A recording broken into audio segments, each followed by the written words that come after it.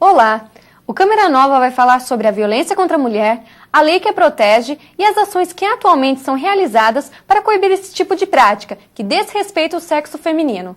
Para falar sobre este assunto, convidamos para este primeiro bloco do programa o delegado assistente da Delegacia de Defesa da Mulher, Dr. Fábio Mariotto. No segundo bloco, contaremos com a presença da doutora Assis Santinho Mota, presidenta do Conselho da Condição Feminina de Bauru.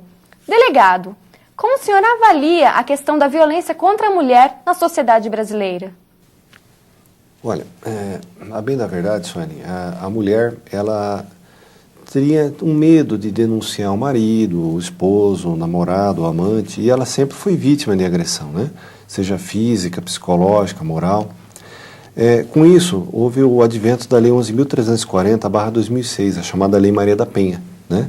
Essa lei visa o quê? Dar maior proteção à mulher. Mesmo porque, com a criação da lei, a mulher se sentiu encorajada para fazer as denúncias que ela não vinha fazendo contra o marido, contra o esposo, né?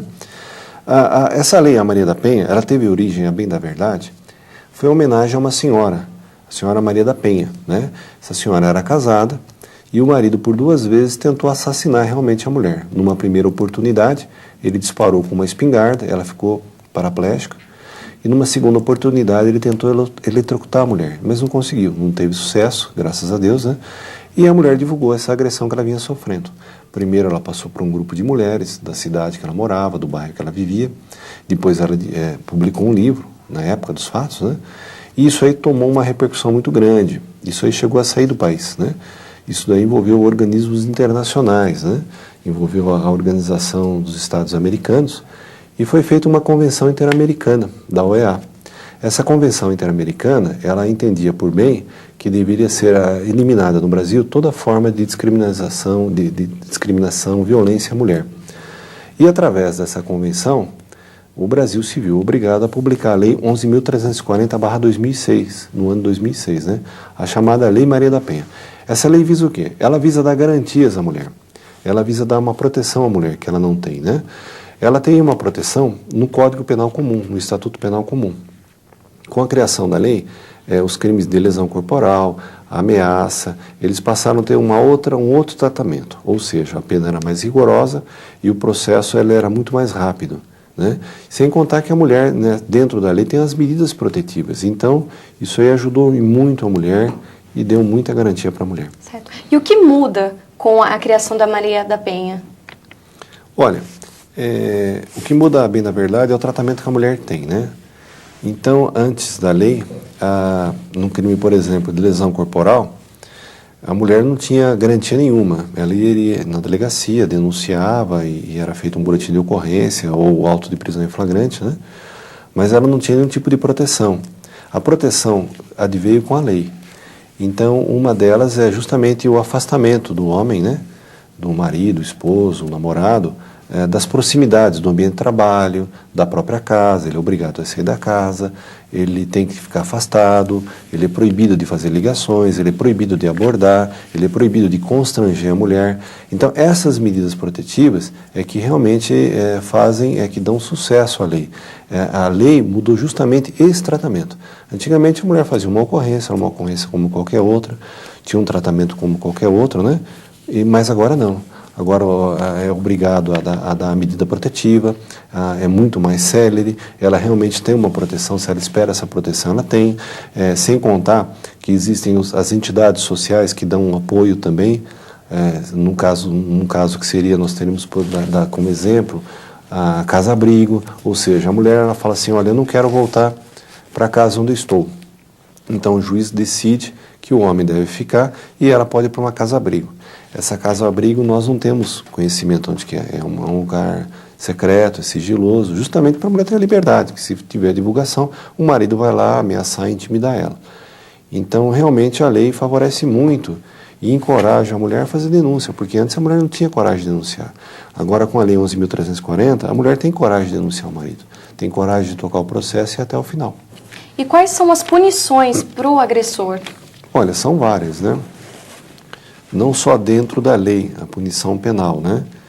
Que você aplica, que o juiz aplica, mas também tem outras de caráter civil. Então, por exemplo, vamos dar um exemplo, né? Que é mais fácil para entender.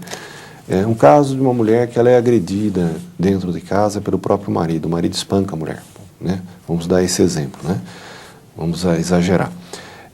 Ela vai até uma delegacia, né? Ela procura a delegacia, diz ao delegado que quer processar o marido e representar contra ele. É lavrado um auto de prisão em flagrante delito, né? Pelo crime de lesão corporal dolosa. É arbitrada uma fiança. Se ele tiver o dinheiro para pagar, ele responde o processo em liberdade, senão ele se mantém preso. Mas ainda que ele tenha dinheiro para pagar a fiança, ele é colocado em liberdade, o próprio delegado já pede a medida protetiva. Ou seja, ele pede-se ao juiz que ele seja proibido de aproximar, seja proibido de falar com ela, seja proibido de frequentar a casa, o local de trabalho. Então, são medidas de caráter civil. Ela pode pedir a guarda do filho. O juiz já em 24 horas decide que o filho tem que ficar com ela. Ela pode pedir uma pensão, ela pode pedir a casa, ela pode pedir, ou seja, uma série de garantias que a rigor estariam na lei civil.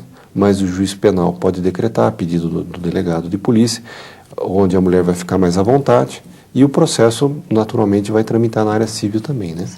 Em Bauru, quais são as violências mais comuns registradas na Delegacia da Mulher? A mais comum mesmo é a agressão física, a lesão corporal, né? E depois a ameaça. São as mais comuns, né? Posso te falar que mais ou menos 80% das ocorrências que eu tenho vítima mulher é lesão corporal e ameaça. E as mulheres, qual a faixa etária de maior procura nas denúncias? Olha, por incrível que pareça, são as mulheres acima de 30 anos aos 50. Mais ou menos nessa idade, 90%. Mais que isso é muito pouco e menos que isso também não é um número tão grande. Isso independe do nível social? Nível social. Depende. Você hoje tem vítimas de tudo quanto é nível social, cultural, financeiro, né? É claro que a pessoa mais humilde é a que mais procura a delegacia, mas não é só ela não. Você tem pessoas formadas com curso superior, profissionais liberais, empresários, mulher, claro, né? Que procuram a delegacia, isso aí rotineiramente, todos os dias, né? A gente pensa na Lei Maria da Penha apenas como agressão, lesão corporal. Quais os outros casos que ela engloba também? Isso é importante. Isso é muito importante. Olha, a Maria da Penha não é só agressão física, não, tá? Você trabalha com agressão psicológica, você trabalha com agressão moral, com a sexual e com a patrimonial, tá? Então a lei prevê tudo isso, né? Então a mulher, ela pode ser vítima física quando ele bate nela, com braço, perna, soco ou algum objeto, né? Sexual, se ele a constrange a manter relação sexual, né?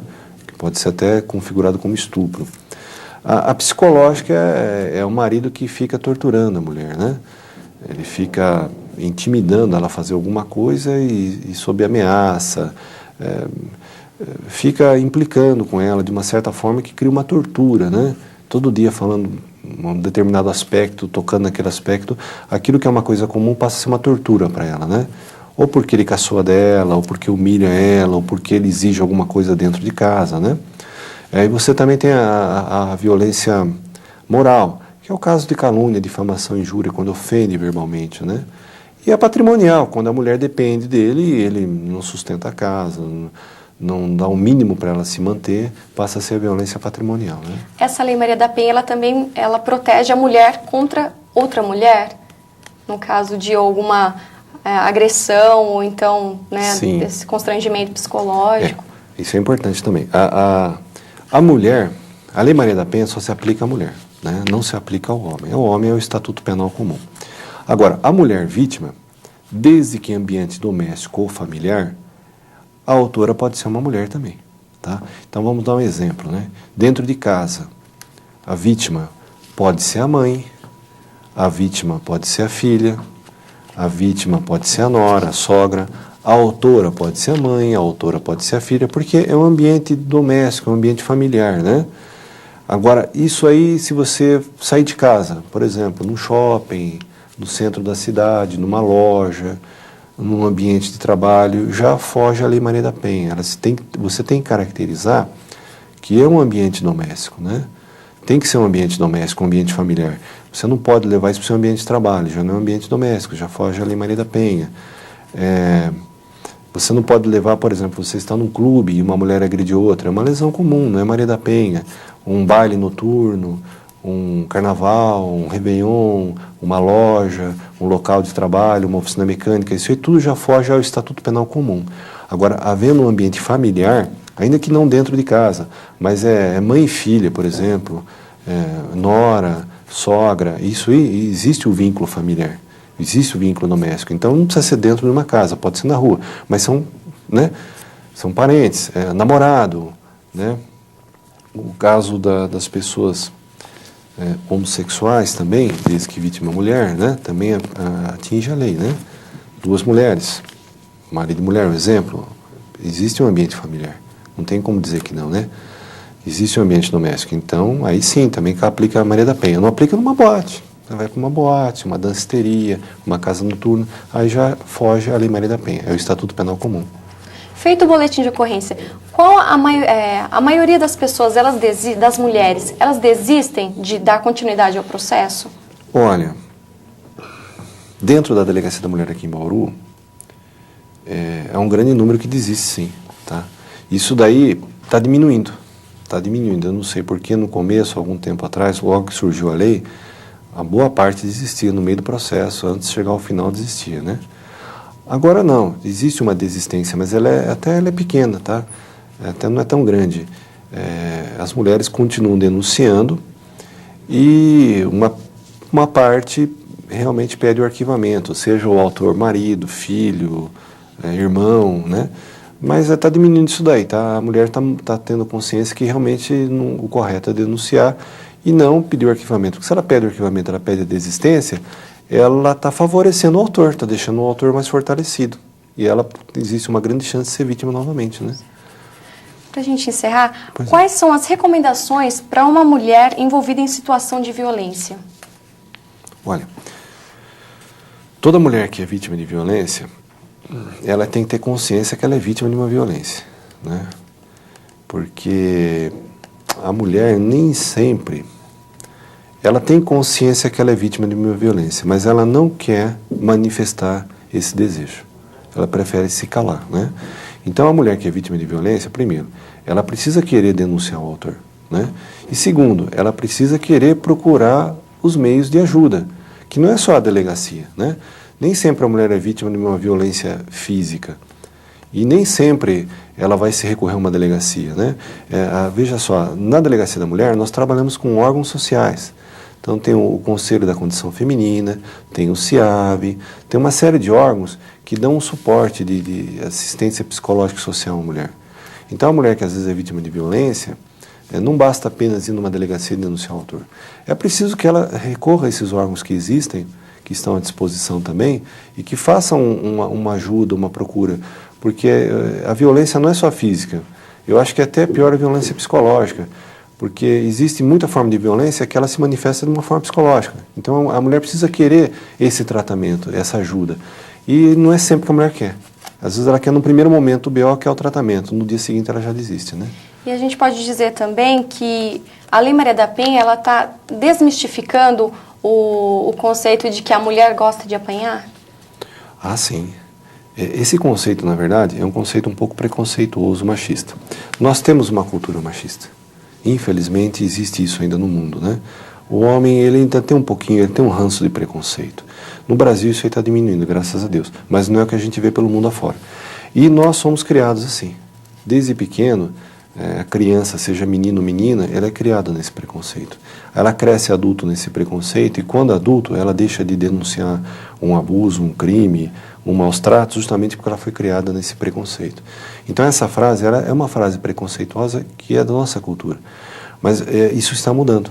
Tanto que a criação da Lei Maria da Penha é uma lei que vem justamente mostrar isso daí, que nós somos preconceituosos e que nós temos que mudar. Nós temos que mudar por quê? Olha, quando a gente fala em mudança, não é só globalização. Nós temos que mudar nossa maneira de pensar, nosso comportamento, nossa cultura.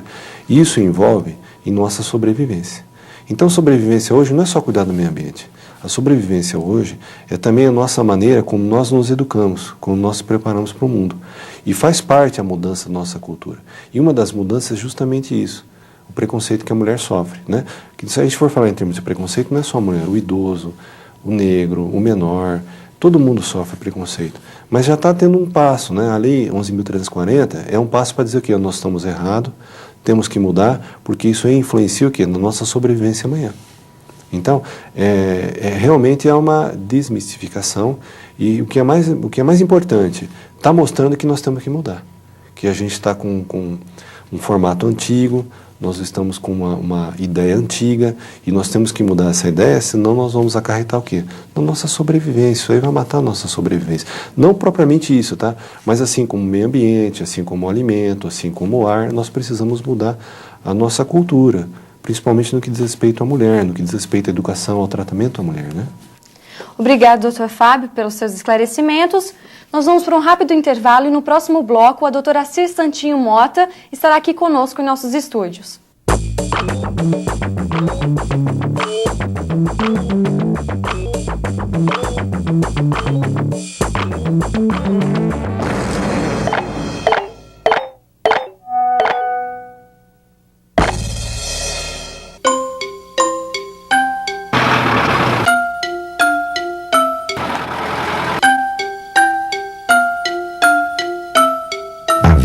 Não é brincadeira.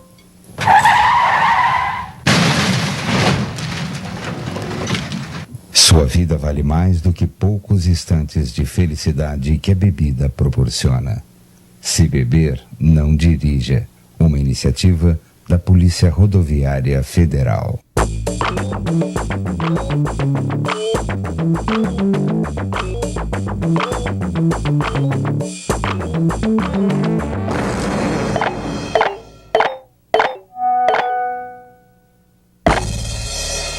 O Câmera Nova está de volta. O tema de hoje é sobre violência contra a mulher. Nesse segundo bloco, vamos conversar com a doutora Cir Santinho Mota, presidenta do Conselho Municipal da Condição Feminina de Bauru. Olá, doutora Cir. Olá, como vai? A senhora já participa há muito tempo de movimentos feministas. Como era a mulher de antigamente e qual é o perfil atual? Ser feminista é lutar pelos direitos da mulher, né? Então nós temos uma luta feminista que existe há muitos anos, eu estou nela, que eu me lembro desde a juventude, etc.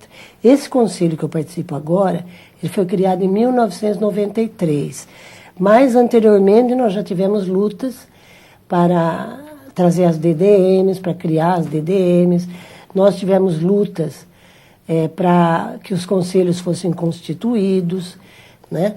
Nós tivemos as mulheres se juntando na época da Constituinte para levar reivindicações da política feminista para a nossa Constituinte, que é muito avançada nesse sentido, né? E eu sempre me engajei nesse sentido.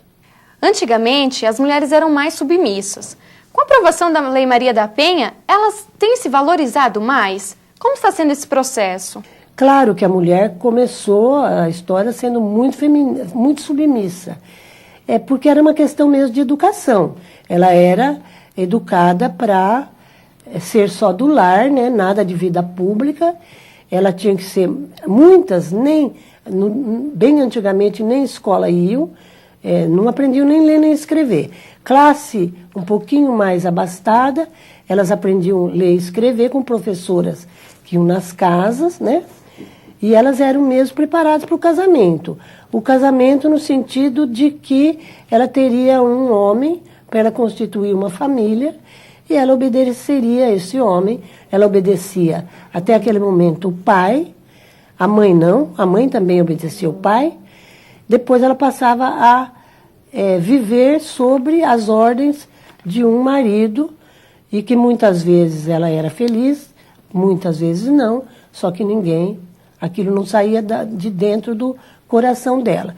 A vida foi mudando, a história foi mudando, as mulheres foram saindo à luta para trabalhar, depois da Revolução Francesa, na era industrial, teve a guerra, quando os homens foram para as guerras e foram morrendo, as mulheres tinham que substituí-los, Então as mulheres foram indo mais para o espaço público, mas ainda continuando submissas.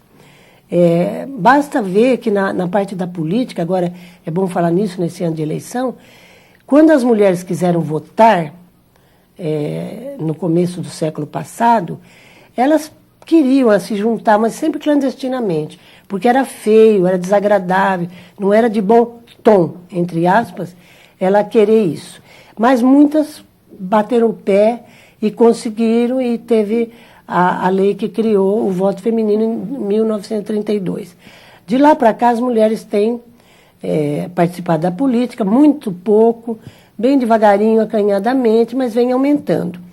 Então, esse perfil vem mudando, porque é uma coisa da história como um todo, não só da mulher, é a história mesmo como um todo, né? Mudou bastante. Hoje ela já não é tão submissa, ela tem noção do seu empoderamento, só que, porém, todavia, não podemos esquecer, isso que nós estamos falando é aquela mulher que já está num determinado patamar da vida social e econômica. Porque as mulheres de mais baixa renda, as famílias lá do Nordeste, o Brasil é um continente, nós não devemos pensar só aqui no estado de São Paulo, Minas Gerais e Rio de Janeiro. Essas mulheres de mais baixa renda, de mais baixa intelectualidade, elas ainda são, sim, muito submissas. Por quê? Porque elas dependem economicamente de uma pessoa para pôr a comida dentro de casa. Elas são educadas, muitas a gente ouve falar que trabalham, meninas assim, moças, arrumam empregos, trabalham, de repente comemora feliz. Ela quer isso e ela quer seu crescimento profissional. E ele aceita, porque não tem outro jeito, ele tem que aceitar mesmo, senão ele não consegue nenhuma companhia. Mas no fundo, ele gostaria que não fosse assim. E a hora que ela está de férias, aquele dia ela está de férias, então ela tem que ficar em casa, ela não pode fazer mais nada. Quando ela aposenta, não pode fazer mais nada, porque agora ela não precisa mais sair para trabalhar. Por que demorou tanto tempo para uma lei ser criada específica para a mulher, de apoio à mulher, né, contra a violência? Primeiro que a violência sempre existiu. Hoje está mais comentada, aparece na mídia.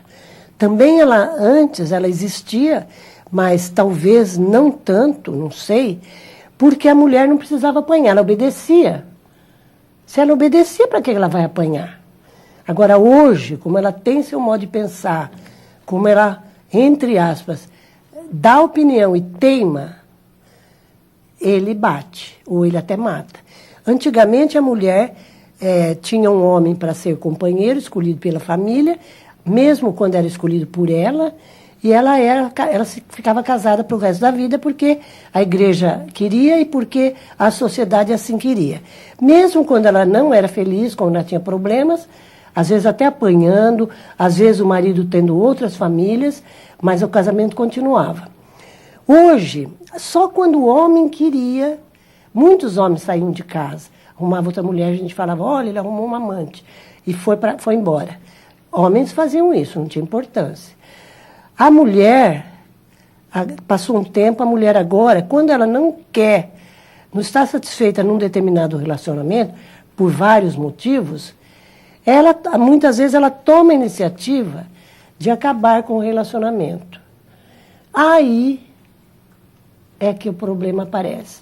Porque ele não aceita que o relacionamento acabe por iniciativa dela, uma vez que ele é o homem, ele é o macho, é ele que tem que mandar.